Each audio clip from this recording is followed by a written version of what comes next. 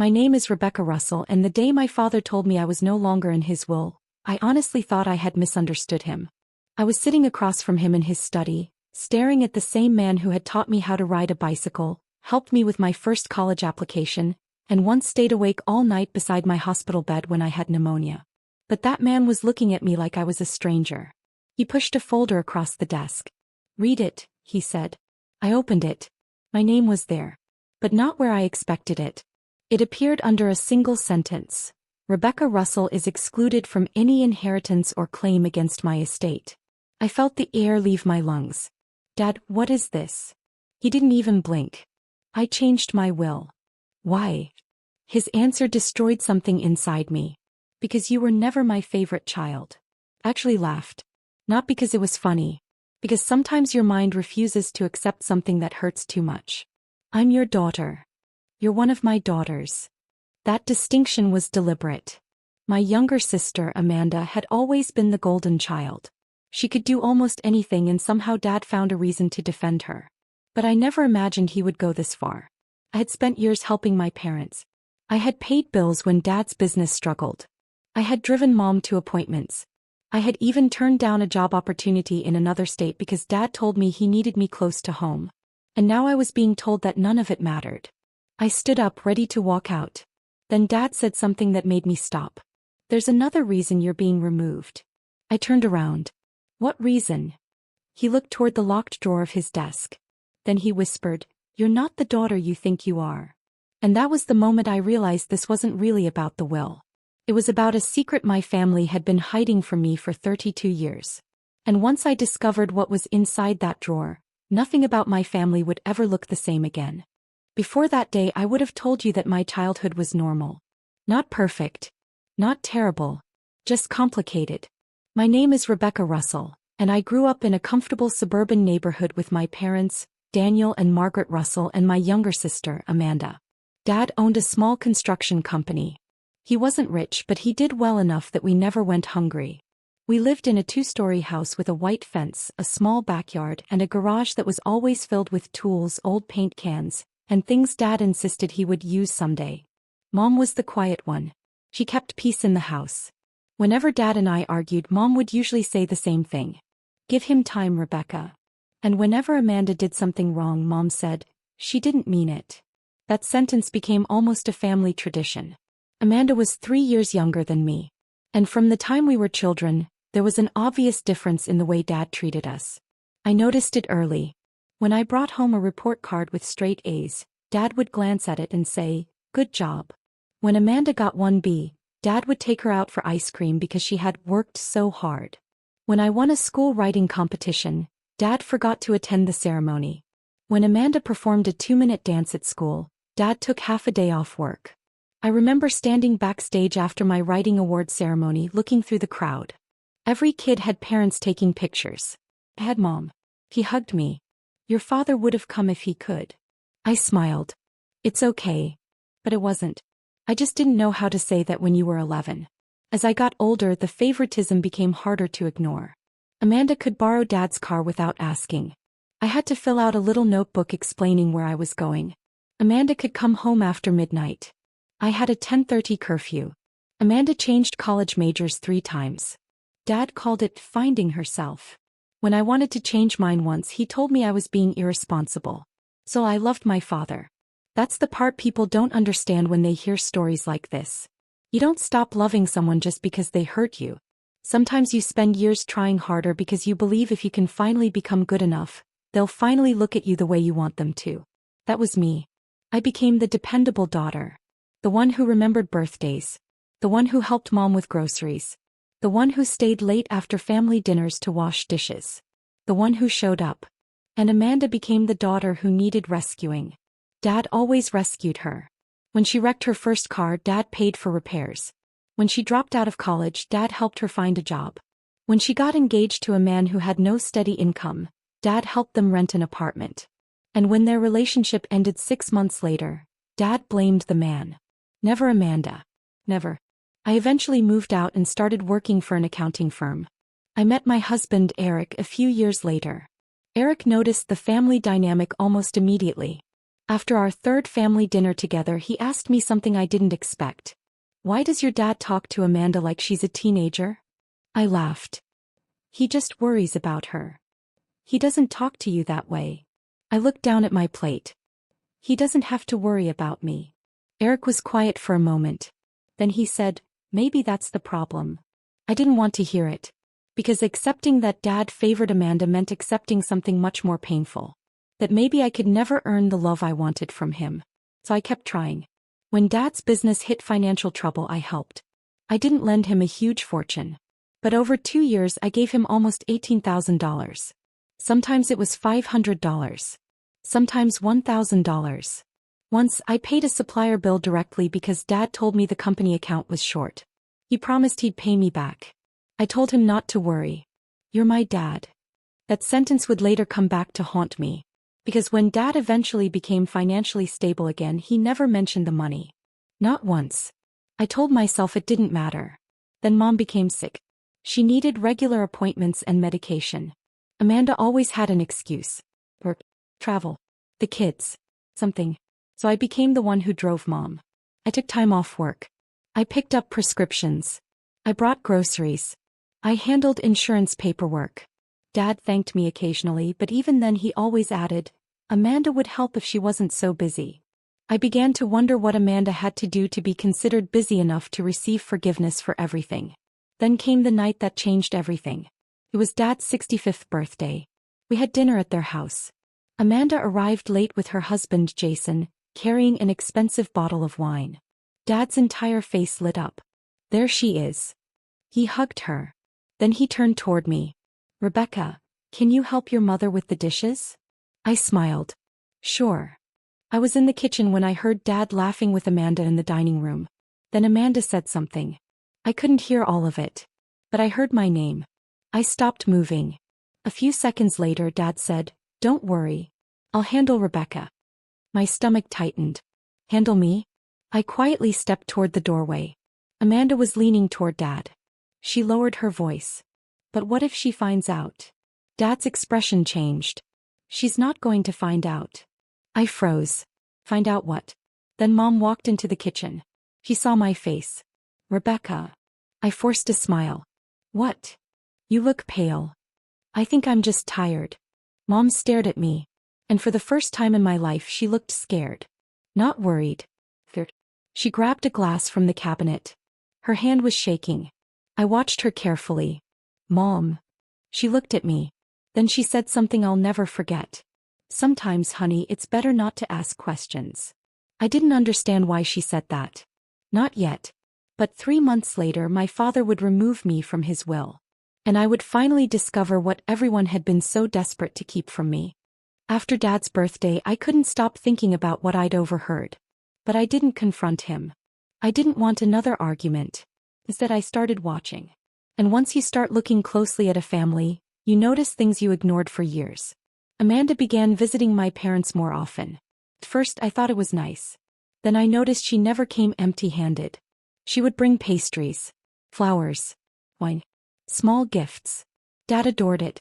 One afternoon I arrived at my parents' house and found Amanda sitting with Dad in the study. They stopped talking when I entered. Dad closed a folder. Rebecca, what are you doing here? I smiled. I brought Mom her medication. Amanda smiled too.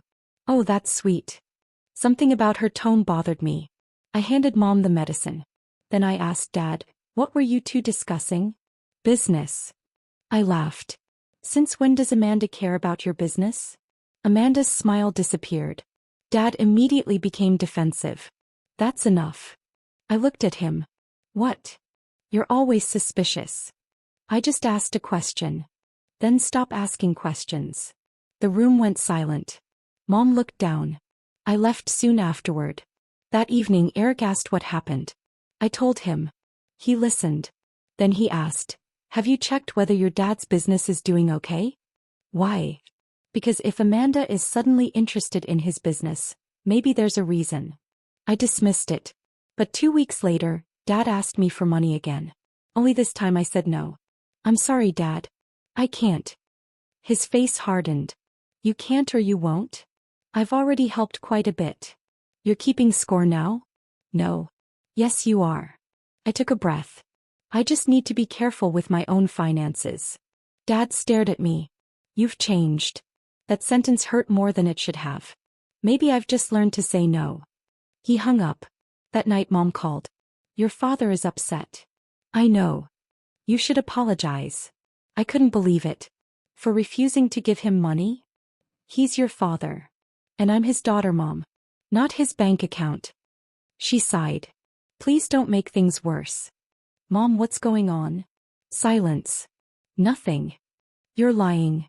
She immediately hung up. The next morning I received a text from Amanda. We need to talk. I called her. What happened? She said, Dad thinks you're trying to turn Mom against him. I laughed. What? He says you're becoming difficult. I've been difficult for 32 years? Amanda didn't answer. Then she said, you should stop challenging him. Why? Because you don't know what you're dealing with. My heart started beating faster. What does that mean? She paused. Then, ask Dad about the will. The line went dead. I sat there staring at my phone. The will. I hadn't even mentioned a will. I immediately called Dad. He didn't answer. I called again. Nothing. That evening I drove to my parents' house. Dad opened the door. What do you want? I want to know why Amanda told me to ask you about your will. His face changed. Only for a second. But I saw it. You've been talking to your sister. She called me. She's confused. Then tell me what's going on. Dad stepped aside. Come in. We sat in the study. He opened a drawer. For a moment I thought he was going to show me something. Instead he took out a piece of paper. It was a copy of his current will. He put it on the desk. Read it. I looked at him. Why? Because you're so determined to know. I picked it up. My hands started shaking. My name appeared near the bottom. But what I saw next made my heart stop. Dad had left almost everything to Amanda. The house. The business. The investment accounts. Even the family property I'd helped maintain for years. I looked up. You changed this. Yes. When? Recently. Why didn't you tell me? I don't owe you an explanation. I stared at him. Dad, he leaned back. You want the truth? Yes. He looked directly into my eyes. You were never my favorite child. I couldn't breathe. Then he added, and maybe you should start asking yourself why. I thought that was the worst thing he could say. I was wrong. Because when I stood up to leave, I noticed something tucked underneath the will. A second document. And on the top of it was my full name. But underneath my name was a date. A date from the day I was born. I didn't take the document. I wanted to. God, I wanted to. But Dad covered it with his hand before I could even reach for it. What is that? Nothing. You just put my name on it. You're imagining things. No, I'm not. Dad stood up. Go home, Rebecca. I looked at him. Who am I? His face went cold. What kind of question is that? Why is there a document about me dated the day I was born? You're being ridiculous. Then show me. No. Why? Because I said no. I walked out. But I wasn't going to let it go. For the first time in my life, I decided I was done protecting everyone's secrets. I contacted an attorney. Not because I wanted my father's money. I wanted to understand what was happening. The attorney, Linda Morris, listened carefully. When I told her about the will, she asked, did your father recently change it? Yes. Do you know who prepared it? No. Has anyone suggested you're not biologically related to him? I stared at her. Why would you ask that? She paused. Because of what you just told me. I remembered Dad's words. You're not the daughter you think you are. My stomach turned. Linda told me that before making accusations we needed evidence. So I decided to request copies of old family documents. Birth certificate. Hospital records. Anything I could legally access. Before I could do much, Dad called. Come to the house. His voice sounded different. Tired. I went. When I arrived, Amanda was there. Jason was there too. Mom sat on the couch. Nobody spoke. Dad stood near the fireplace. Then he said, I want everyone to understand something. Amanda looked at me. Dad continued. I've decided Rebecca will no longer be involved in my business. I stared at him. What business? You've been asking questions about company accounts. I've never touched your company accounts. Amanda interrupted. She has access to some of Dad's old paperwork. I turned toward her. What are you talking about? You helped Dad with his finances. Years ago. Amanda shrugged. Dad said, and there are discrepancies. My mouth dropped open. Are you accusing me of stealing? No one said stealing. You just said there are discrepancies. Jason looked uncomfortable. Mom whispered, please, Rebecca. I looked at her. Mom, do you believe I stole from Dad? She didn't answer. That hurt more than anything. Dad walked toward me. You've always wanted to be the victim. I couldn't believe what I was hearing. I gave you $18,000. You chose to give it. I helped Mom. She didn't ask you to. I was there when Amanda wasn't. Amanda stood up. Don't bring me into this. I laughed bitterly. That's funny. Dad slammed his hand on the table. Enough. Everyone went silent. Then he said, you've embarrassed this family enough. I looked around the room. No, Dad. You've embarrassed me. I walked toward the door. Then Amanda said, Rebecca. I turned. She looked almost sorry. Almost. You should stop digging. Why? She hesitated. Then she whispered, because you won't like what you find. I left. The next morning, something happened that turned the situation from painful to terrifying. My employer called me into the office. My supervisor looked uncomfortable. He placed a document on the desk. Rebecca, we received an anonymous complaint. My heart dropped. What kind of complaint? He slid it toward me. It accused me of financial misconduct. The complaint claimed I'd manipulated family business records for personal gain. It wasn't true. But someone had attached copies of documents that made it look believable. My supervisor said, we're not firing you. I exhaled. But we're investigating. I walked out of that office shaking. Someone wasn't just trying to remove me from my father's will. Someone was trying to destroy my reputation. And I knew exactly who had access to the information being used against me. That night I called Amanda. She answered immediately. You shouldn't have gone to an attorney, she said. I froze. How do you know I did? Silence. Then she hung up. I stared at the phone. And suddenly I understood. Someone in my family was watching me. I spent the next week gathering evidence. I didn't confront Dad. I didn't confront Amanda. I didn't tell Mom what I suspected. Instead, I let them think I was scared. I wasn't. I was furious. Linda helped me understand the documents my family had used against me. The financial accusations were mostly based on transactions that had actually been authorized by Dad. Someone had taken legitimate paperwork and rearranged the context. It was deliberate. Then Linda found something even more interesting. One of the documents contained a signature that looked like mine. But it wasn't mine. Someone had forged it. We reported it. And suddenly my father's accusations became much more complicated. But I still couldn't explain the document dated the day I was born. So I went back to the beginning. I contacted the hospital where Mom had given birth. The records were archived. After several days I received a call. They couldn't release everything without authorization. But there was one piece of information they could confirm. My birth record had been amended. Once.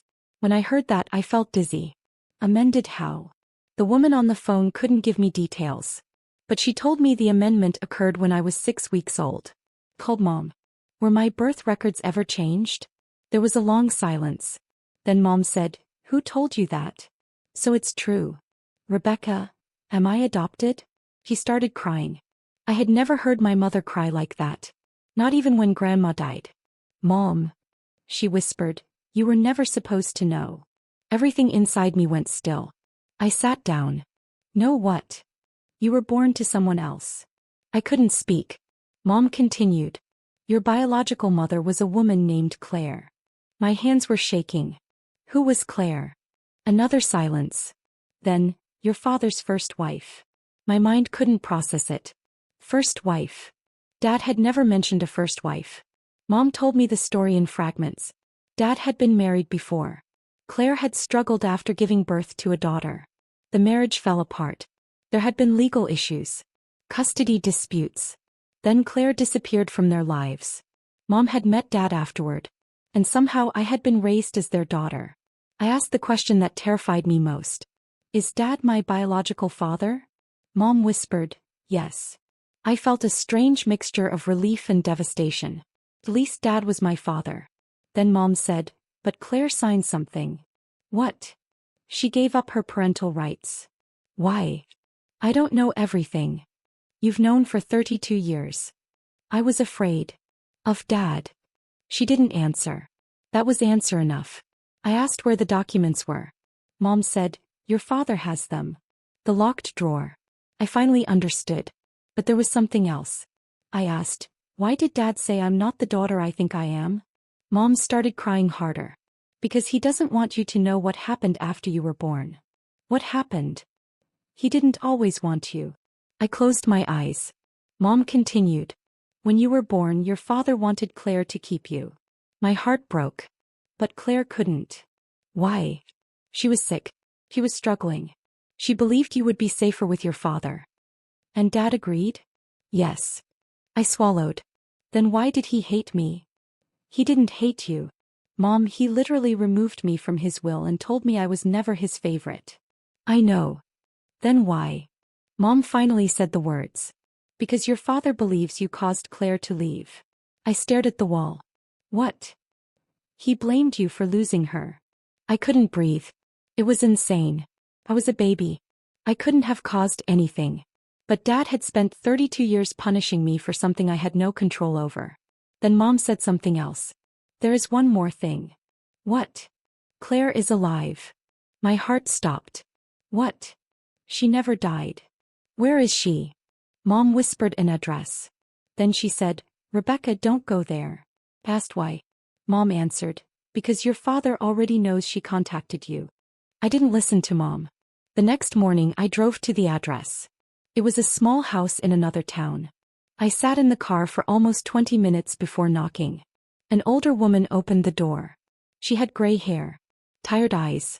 And the second she looked at me, her face changed. He knew. I didn't need to introduce myself. She whispered, Rebecca. My eyes filled with tears. You know me. She nodded. I've known about you every year of your life. I couldn't move. Why didn't you find me? She looked down. Your father wouldn't let me. I stepped inside. Her living room was filled with photographs. And then I saw one. Baby. Me. I knew it instantly. He had my eyes. I sat down. Tell me everything. Claire did. She told me she had suffered severe postpartum depression after my birth. She had been terrified she couldn't care for me. She told me Dad used her condition against her. He convinced her that she was dangerous. Then he offered to raise me. But according to Claire, there was a condition. He had to stay away. She signed away custody. But she never stopped loving me. She sent letters. Dozens of them. Birthday cards. Christmas cards. Photographs. Every year. Dad intercepted them. I stared at the boxes of letters. Why didn't you fight him? Claire's eyes filled with tears. I tried. What happened? He threatened to tell the court I was unstable. She showed me legal documents. There were records. Therapy appointments. Court filings. Statements. Everything. Then she handed me a letter. It was addressed to me. I opened it. It was written when I was 12. She had written, Dear Rebecca, I don't know if you'll ever read this. I hope one day you understand that leaving you was not the same as abandoning you. I couldn't continue. I started crying. Claire reached for my hand. I loved you. I know. No, she whispered. You don't know how much. We spent hours talking. Then I asked the question that had been haunting me. Why did Dad change his will now? Claire became quiet. He's running out of time. What does that mean? He's sick. I knew Dad had been having health problems. But he hadn't told me. Claire explained that Dad had recently been diagnosed with a serious heart condition. He believed he might not have much time. And Amanda? I asked. Claire sighed. Your sister knows about me. My stomach dropped. She knows. She met me. Why? Claire hesitated. Your sister came to me 6 months ago. Why? She wanted money. Of course. I closed my eyes. Claire continued. Amanda told me Dad was planning to leave everything to her. She wanted to make sure I wouldn't challenge the estate. I laughed bitterly. So that's why she was scared I'd find out. Yes. Then Claire said something that changed everything. Rebecca, your father didn't actually remove you from the will because you weren't his favorite. I looked at her. What? He removed you because Amanda convinced him you were going to expose him. Expose him for what? Claire reached into a drawer. She pulled out a bank statement. My name was on it. But I had never opened the account. Money had been moving through it for years. Thousands of dollars. I stared at the transactions. What is this? Claire said, your father used your identity to move money from the business. My blood ran cold. And when I refused to give him more money, he needed someone to blame. Suddenly everything made sense. The accusations. The forged signature. The financial complaints. The will. Dad wasn't just disinheriting me. He was building a story in which I was the dishonest daughter who had betrayed him. Then Claire gave me one final document. It was a copy of a letter Dad had written to his attorney. The letter said, Rebecca must be removed before she discovers the old accounts. I read it twice. Then a third time. My hands were shaking. I looked at Claire. What old accounts? She didn't answer. Instead she said, ask your father about the money he received after my parents died. My heart stopped. What money? Claire looked at me. Your father didn't build his company alone. Then she said, he used my inheritance. And suddenly I understood why Dad had been so desperate to control the story. The money he called his success had never been entirely his. I went home that night and didn't sleep. By morning I had made a decision. I wasn't going to beg my father to put me back in his will. I didn't want his money anymore. I wanted the truth. I wanted my name back. And I wanted him to look me in the eyes when he explained everything. I called him. Dad, we need to talk. About what? Claire. Silence. Then, where did you hear that name? I smiled sadly. So you remember her. Stay away from her. No. Rebecca, I'm warning you. You've been warning me my entire life. He hung up.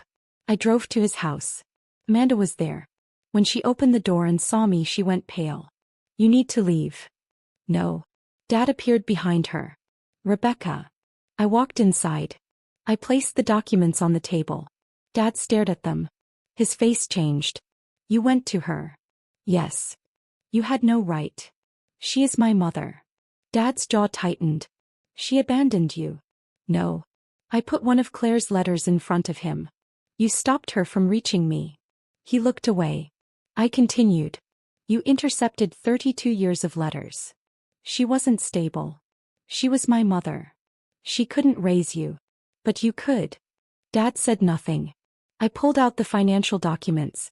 Why did you use my identity? Amanda stepped forward. Rebecca, you're misunderstanding. Stay out of this. She froze.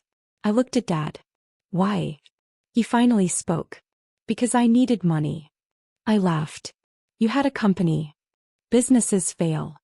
You stole from me. I borrowed. You forged my signature. I was going to fix it. You accused me of stealing from you. Dad looked down. Then I asked, was Amanda involved? Silence. I looked at my sister. Her eyes filled with tears. I didn't know everything, she whispered. But you knew enough. She looked at Dad. He didn't defend her. That told me everything. I turned back to him. And the will. Dad sat down. You weren't supposed to find out. Find out what? He rubbed his face. I changed the will because I wanted Amanda to have control of the company. Why? Because she was going to take care of your mother. I almost laughed. Amanda. Dad looked at me. She needs the money. There was truth, not love, not loyalty. Need. Amanda needed money, so Dad convinced himself she deserved everything. I looked at him. You told me I was never your favorite child. He didn't respond. So I'll make this easy for you. I took the will and placed it back in front of him. You can leave every dollar to Amanda. He looked surprised. I don't want it. What? I don't want your house. You're my daughter. Then you should have treated me like one. He started crying. I had never seen my father cry. Not once. Rebecca. I interrupted him. You don't get to break my heart for 32 years and then use tears to make me feel guilty. Amanda began crying too. Rebecca, I'm sorry. I looked at her. You knew Mom was afraid of Dad. She nodded. You knew about Claire. Another nod. You knew he was using my name. She couldn't answer. I understood. You weren't just Dad's favorite. You helped him. Amanda whispered. I was scared. So was I. That sentence silenced the room. For 32 years I had been the daughter who was supposed to understand. The daughter who was supposed to forgive. The daughter who was supposed to stay quiet. But I was done. I took out one final document. Linda had prepared it. A formal notice regarding the fraudulent financial activity. Dad stared at it. You're suing me? No. His face relaxed. Then I said, I'm giving you one chance to tell the truth before someone else does. He looked at me. What do you want? The truth. He started crying again. Then for the first time in my life my father told me everything. He admitted using my identity. He admitted intercepting Claire's letters. He admitted manipulating Amanda. He admitted that he had always favored Amanda because she reminded him of himself. And then he said the thing that hurt most. I didn't know how to love you. I stared at him. You knew how to punish me. He lowered his head. I know. You knew how to blame me. I know. You knew how to make me feel unwanted. I know. Then don't tell me you didn't know how to love me. He looked up. I was ashamed. Of what? Of the way I treated your mother. Of losing Claire. Of everything that happened after you were born. I shook my head. You made me carry your shame. He had no answer. I stood up. Then Dad said, Rebecca, wait. I stopped. He opened the desk drawer. The same drawer. He pulled out a small envelope. Inside was a photograph. It was me as a baby. Dad was holding me. He looked young. Happy. And on the back of the photograph was a handwritten sentence. The day Rebecca was born was the happiest day of my life. I looked at him. Then why did you spend my whole life making me feel like I wasn't wanted? Dad's voice broke. Because after that day everything fell apart. I put the photograph down. That wasn't my fault. I know. Then you should have protected me from it. He nodded. I should have. I walked toward the door. Behind me, Dad whispered, Will you ever forgive me? I stopped. I thought about everything. The childhood. The favoritism. The money. The lies. The letters. The will. The humiliation. Then I answered honestly. I don't know. And for once I didn't feel guilty for saying it. 3 months later my father passed away. We had repaired some things. Not everything. I visited him several times after our confrontation. Sometimes we talked. Sometimes we sat in silence. He never asked me for money again. He signed a corrected statement acknowledging the financial transactions. The investigation cleared my name at work. My employer apologized for how the accusation had affected me. Dad also gave me every letter Claire had written. There were hundreds. Some were only a few lines. Some were several pages. Kept them all. Amanda and I didn't speak for a while. Then one afternoon she showed up at my house. She looked exhausted. She apologized. Not the kind of apology where someone says, I'm sorry you feel hurt. A real apology. She admitted she had known about the letters. She admitted she had lied to Dad about some of my financial decisions. She admitted she had helped him create the story that I was irresponsible. I asked her why. She cried. Because I was terrified of losing everything. I nodded. I understand. She looked surprised. But I don't trust you. He accepted that. I know. Our relationship didn't magically become perfect. It took time. We eventually started talking again. But things were different. There were boundaries. Clear ones. I no longer tried to earn love from people by sacrificing myself. I no longer answered every phone call out of guilt. I no longer gave money I couldn't afford to lose. And most importantly, I stopped believing that being the good daughter meant tolerating everything. After Dad's estate was settled, I discovered something unexpected. He had changed the will again shortly before his death. This time he had divided his assets fairly. But I didn't take everything he offered. I kept what was legally mine and donated a portion to a women's mental health organization. It felt right. Because so much of my family history had been shaped by untreated pain, fear, shame, and silence. I wanted something good to come from it. Claire became part of my life too. Not instantly. It was awkward at first.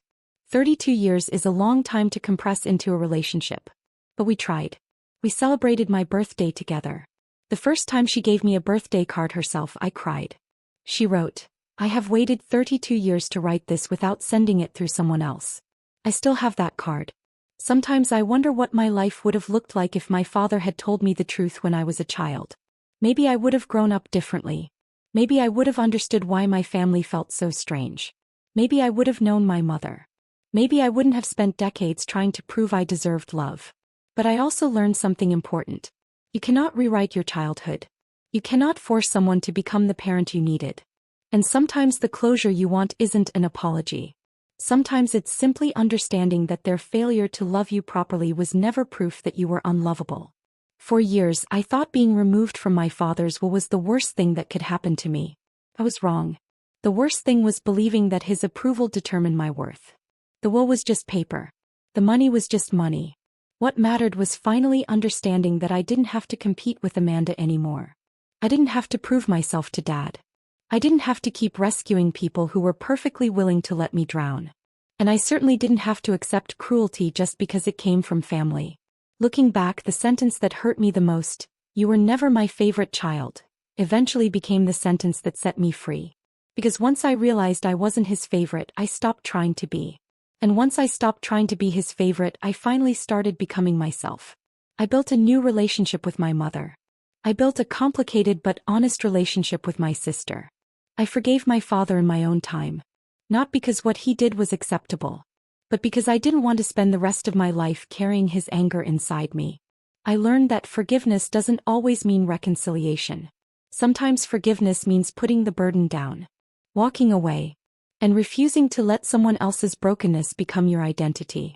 My father thought removing my name from his will would make me feel worthless. Instead, it forced me to realize something. I had spent my whole life thinking I needed his inheritance. What I really needed was my own life. And the moment I stopped chasing his approval, I realized I had already inherited something far more valuable: the courage to choose myself. So if there's one thing I want you to take away from my story, it's this. Being rejected by someone you love can make you question everything about yourself. But their rejection doesn't define you. Their favoritism doesn't define you. Their money doesn't define you. And their inability to love you properly doesn't mean you weren't worthy of love. Sometimes the family you were born into teaches you what love should never look like. And sometimes walking away from that cycle is the greatest inheritance you can ever give yourself. I still have that photograph of my father holding me as a newborn.